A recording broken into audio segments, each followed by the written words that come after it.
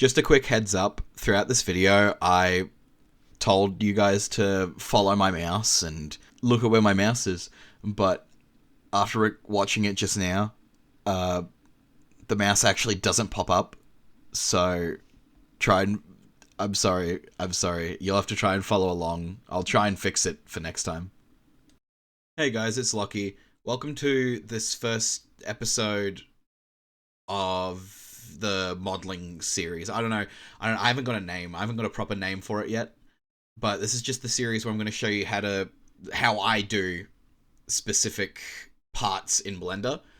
I'm going to be recording this series during the process of me working on this 813, on the Great Western Railway 813. Today, we're going to do the wheels. Wheels, admittedly, they take up a lot of time. You know, like, they're a difficult thing to do. So let's get right into it, I reckon. So, again, this is a tutorial for how I model stuff. It may not apply to you. So, what I normally do first is I line up the diagrams so that the middle wheel, like if it's an 060, so the middle wheel is directly in the center. So then you'll spawn just a circle, not a cylinder or a sphere or anything, just a circle. And for my method, I set the vertices over here where my mouse is to 22. That gives it the look that I'm after. You're going to rotate it along the y-axis by 90 degrees. And then this bit is just positioning it to make sure it's in the right area. So you want to scale it so that it's fitting into the inner line rather than the outer black bits, because the outer black bits are the bits that hold onto the rails to make sure it doesn't go off the tracks. So just line this up with the tracks as best as you want. After this, you're gonna go into the front view. This tutorial is aimed for people who who know the basic controls of Blender. If you don't, you should probably go and look at something. I don't know if I'm gonna do a tutorial on that here. Move it across until it's hitting about here. It's all interpretation, and then you just gotta extrude it out on the x-axis like this. Stop about here, just beyond the end of the rail, and then extrude another piece out on the x-axis and scale that up until it hits about the bottom of that, because this creates the actual main shape of the wheel. You're going to want to mirror it so it's facing on the other side. If it doesn't pop up on the x-axis like that, you should hold Control A and go rotation and scale, and then that fixes it up so it goes to the other side. If you have it so that it looks a bit weird on the outside like this, that's an easy fix too. Go into edit mode, select everything. Over here on the far left side, there's a button shading and UVs. You click that and then you go flip direction.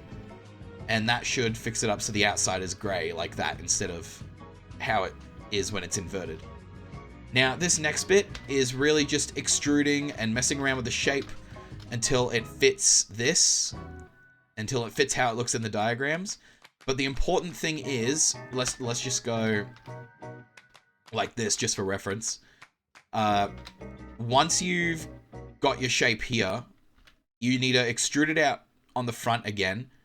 Select one of the vertices here and figure out which one of these vertexes over here, which one of these coordinates is the x-axis. Hover over it, just hit Control C. Now if you hold Alt and right click, it'll select everything here. Then paste that x-axis here. It should line up perfectly. Then once you've done that, select these 4 vertices up the top, press F on your keyboard, which will make it a face.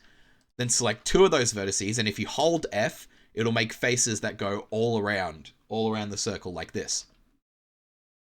There you go. So I'm going to make this wheel now, and I'll cut back once I've finished it up on my end. Okay, so now we have the main shape of my wheel that I'm making. So just for better detail, just so you can see better, scroll down here, turn on ambient occlusion. It just gives it a little bit of a shadow. It just helps you navigate things easier. So now you're going to go back into this view, and this circle thing in the middle, we're going to make this. So what we're going to do is you're going to go into edit mode. You're going to do that alt right click trick on this part here to select everything here. Hold shift, press S, then go cursor to selected. By the way, if this tutorial is too fast for some of you guys to pick up on, if I speak too fast, that's just how I normally speak, but if it is, just let me know. Either on Discord, just in the comments, just anything like that, just to let me know if any of this is too fast for you to pick up on. So now you've got that cursor there, so go back into object mode. You're going to spawn another circle, but don't leave you can leave the vertices on 22. It depends on your personal preference, but I like to reduce that count by a little bit because it's a smaller object. You're going to rotate it along the y-axis again and shrink it down until it fits snugly like that or so.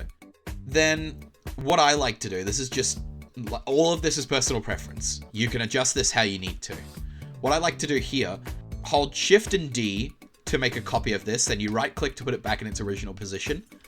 Then just move it down a little and scale it down just a bit and just rotate this. Don't confirm the rotation. This is just to check that the size matches up all right. So I'll just go through that really quick. So what you're going to do now is you're going to delete these vertices on this wheel.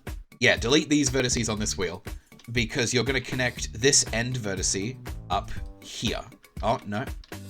Connect it up here. And this will make the main shape of the actual bit here. Then you'll select all these vertices, press F to make a face, and then you'll select all of these to make a face for here. And it's very important that you have this as a separate thing instead of them, for example, instead of them all being like this, because it just makes it easier to make these bits in the middle, these circle bits. Just select everything while you're here and extrude it out until you hit about, see where the wheel ends here. And then there's a bit here that goes out before the side rods. That's where you want to extrude it to about there. Do the flip direction trick again. Now for this bit, where all the circles match up, it's important that you have reference for this because where all the circles match up, I've got this photo here, is where parts extrude, and then there's always like this little hole. There's like this little hole in the center. So what you want to do is you want to press I. If you press I on your keyboard, it moves it around like this. It makes more faces. You want to scale it to about here, press left click, go to the front view, and go out about that far. That far should be all right, I reckon. To make the circle in the middle, do this really quickly. Go into object mode, press Control A, and go rotation and scale. It'll just make it easier to scale things faster. Yeah, so now for this little hole, you just want to go to about here and just extrude it in a little. Now, the wheels are usually quartered. It's usually this side's down and this, and yeah, this side is down and then the other side is forward. So what you want to do now is select this, select your main wheels, put the cursor to there like we did before with Shift S, then cursor to selected. Then right click this piece, and this piece is this is a process not a lot of people know about. So pay close attention. Where my mouse goes, you want to go down here to object, click that, then go to transform, and then go origin to 3D cursor. Now pay attention to where this yellow bit goes and where the arrows go when I do this. So object to transform, object to 3D cursor, it goes in the center. So you can clone this with Shift D again, right click.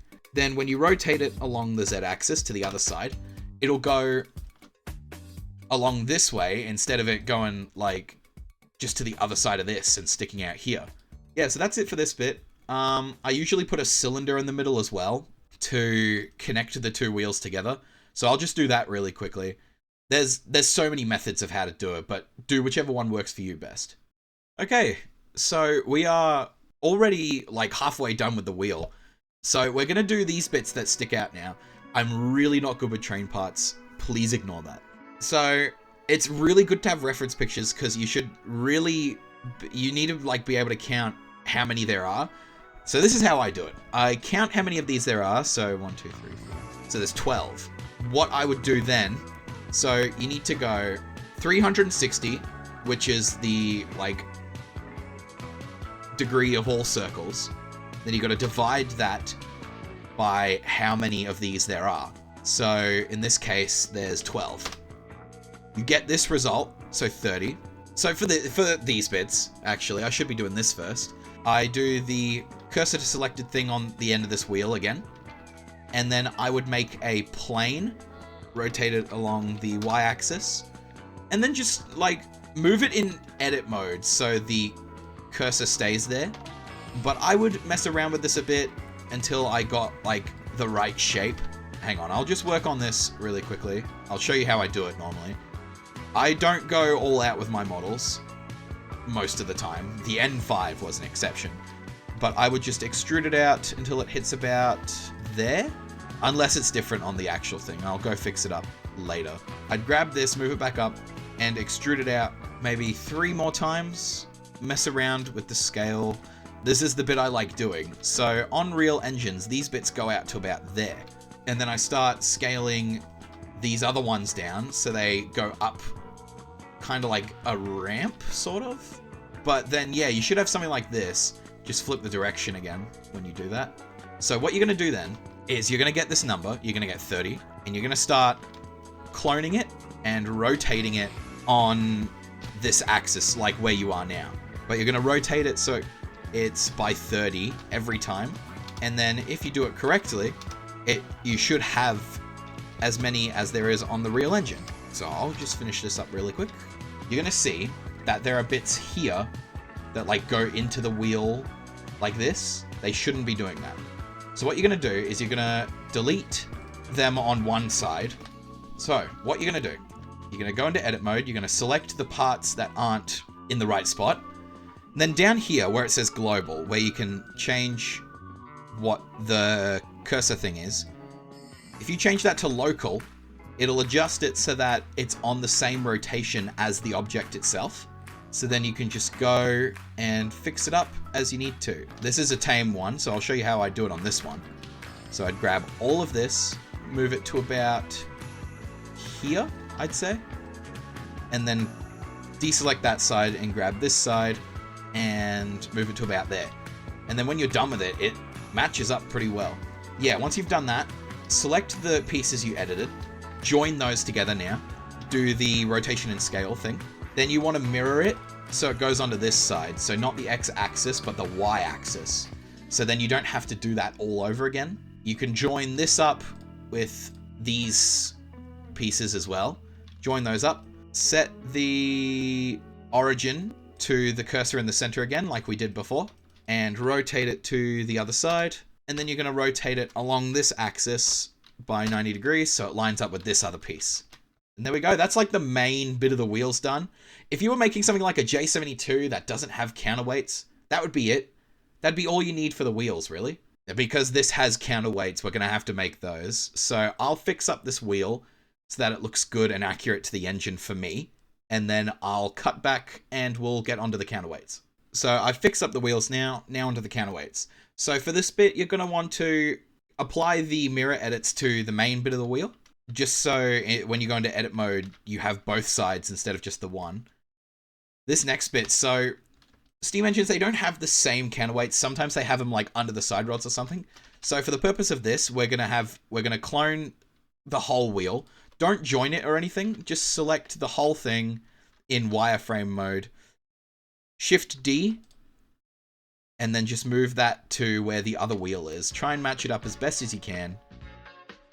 And now you have 2 wheels for the separate counterweights. And then what you do here, you can just apply to the back one if that's the case with the engine. Let's get to it. So we'll do this counterweight first. So what we're going to do, you got to check where the bits meet up on the real thing. So on the engine, they line up about at the end of the parts here. So what you're going to do is you're going to select this. You're going to copy and paste it onto another layer. There's a key on your keyboard. I don't know which one it is, but it should be next to the number 1 key. I'll put a picture of it on screen if I find it. If you press that, it merges all of the layers that you have. So what we're going to do is we're going to do that. We're going to merge those layers really quickly. And on this wheel that we've copied, select these faces that line up to the bit here. And we're going to Press W, select inverse, and then if you delete faces, you should be left with only those left. Now what you want to do is you want to select these two outer bits, put it back into the vertex select so you can see where the thing goes. When you press I, the vertices should go in like this. You want to go to about there, just a little bit beyond where it would end in real life. So you want to get rid of these two vertices now, not the one that's at the end, just the other two. You're going to delete those. Now we can go out of this mode with all the layers connected, and you'll see that it's gone in a little. What you want to do is the same thing that we've been doing throughout this video, and get the x-axis coordinate and match these up to line up with that. So I'll just go ahead and do that really quickly, save you the time. For the purpose of this video, we're going to delete this one on the right. So from the front view, you're going to delete the one on the right, because this one will match up to the left side where the where the counterweight actually goes. So move this back to this layer. Now that that's all lined up, all you need to do is really just extrude it down and mess around with scaling until you've got it in about the right spot. So I'm just going to do that really quickly. So this is about in the right spot for the purpose of my engine. Now, on the real engine, this piece goes out to match up with the bit of the wheel that's furthest out. So that would be this bit. So what we're going to do is we're going to grab the coordinate for that one. You're going to select this and you're going to move it out to about there with that coordinate. There we go. That's one counterweight done. Now you've just got to do it for the other side, but because the other side is rotated, it's a bit, this is where it gets difficult. Like that seems easy, but this is where it gets difficult. Copy this bit of the wheel, paste it on another layer, and then you're going to copy the counterweight and put that on a different layer too.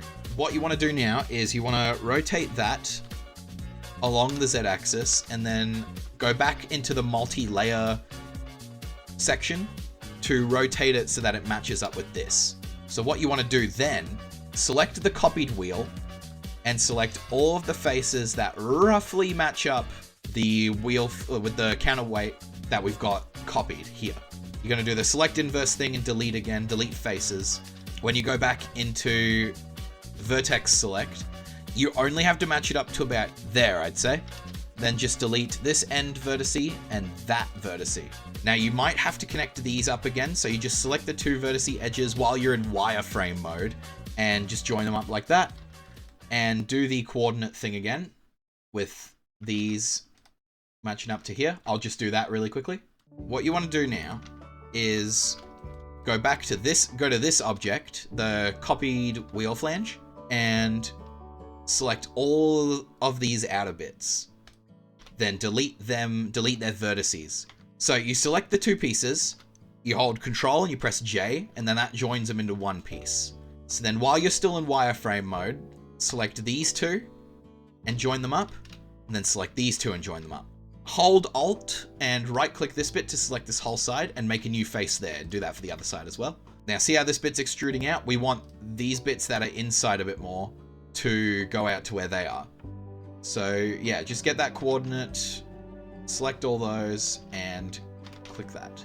If this happens where one side is like this and the rest are all normal, do the rotation and scale, select everything and click, instead of flip direction, click recalculate. Now if you move that back to the main area, see it'll match up here.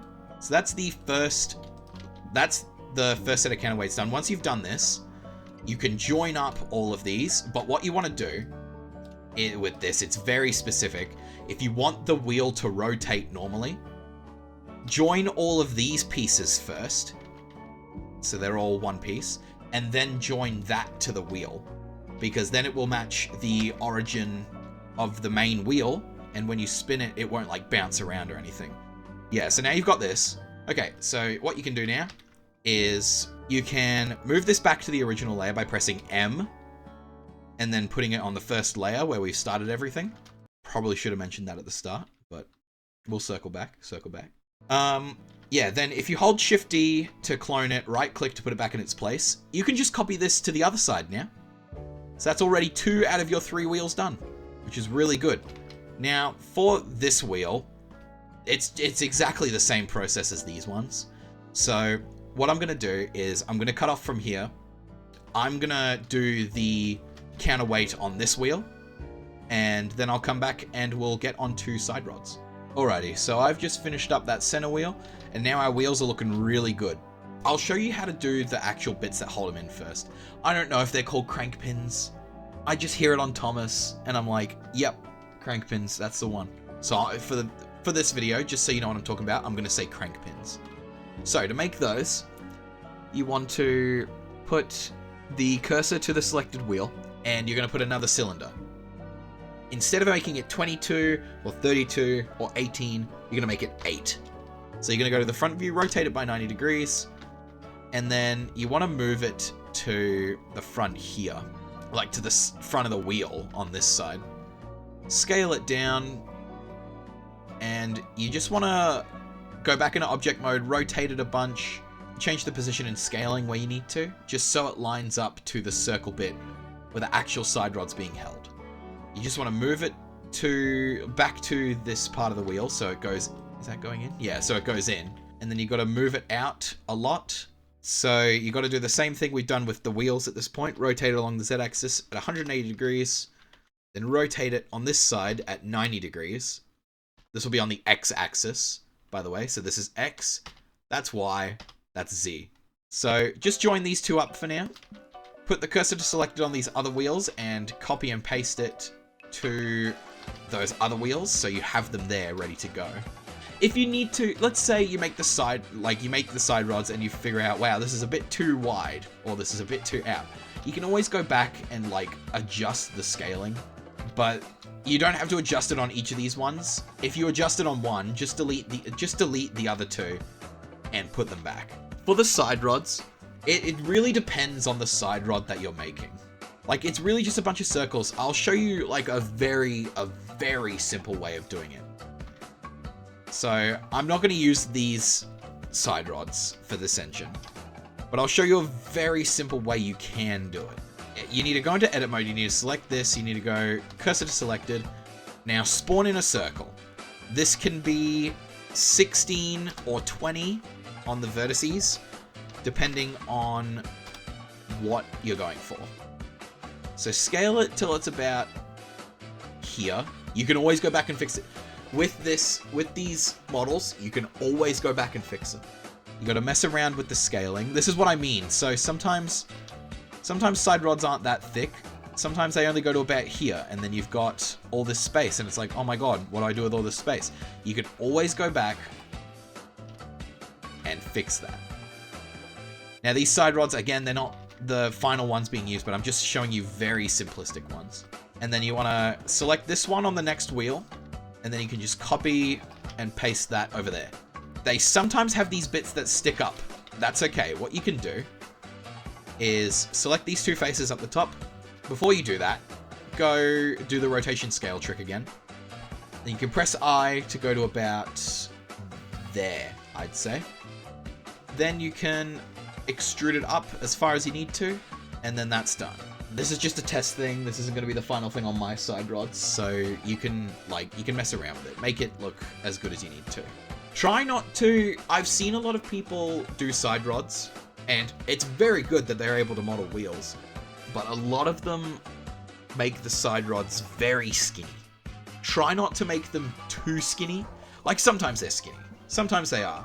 But don't make them too skinny on things like a Black 5. Like, it's just not gonna look good. You can join these two up now, and if you grab the faces, actually, you can select these four on that side, and these four on this side. If you press E, they'll go in a weird direction, but if you press right-click and then scale it along the Y-axis, it'll move along like this. Yeah, it'll move along like that. So then, move it to about here, scale it down a little, and then do another scale along the Y-axis, and then scale that down a little. Not too much, not too much.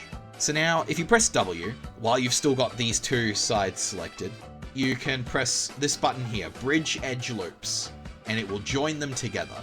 It'll make a pretty weird thing, but it'll join them together. So just for the purpose of this, just for this purpose, select these and scale them along the y-axis by 0. It'll line them all up flat like that, and it'll just make it a lot easier to do this. So again, that's press S, press Y, press 0, and press enter.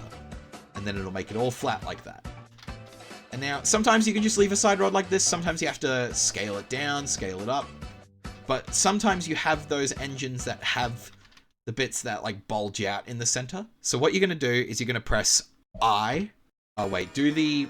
If it's going slow like this, and you want it to go faster, always do the rotation and scale trick. Once you've done that, it goes a lot faster. So go about here, I'd say. And then if you press S and press Z, and then if you just scale it up a little bit like this, you'll get the bit that bulges out, and it'll look really good. Now, that's just side rods in general. That is just like the general round side rods. This is the simplest you can get. But yeah, so I'll leave it here. I'm not going to finish this because you should have the idea of how to do this. And this is a model that I do have to finish. But the next tutorial will probably be how I do my running boards, like how I do them hollow and stuff. So yeah, let me know if that's what you want, and I'll leave you to it. Thanks for watching. I'll see you in the next one.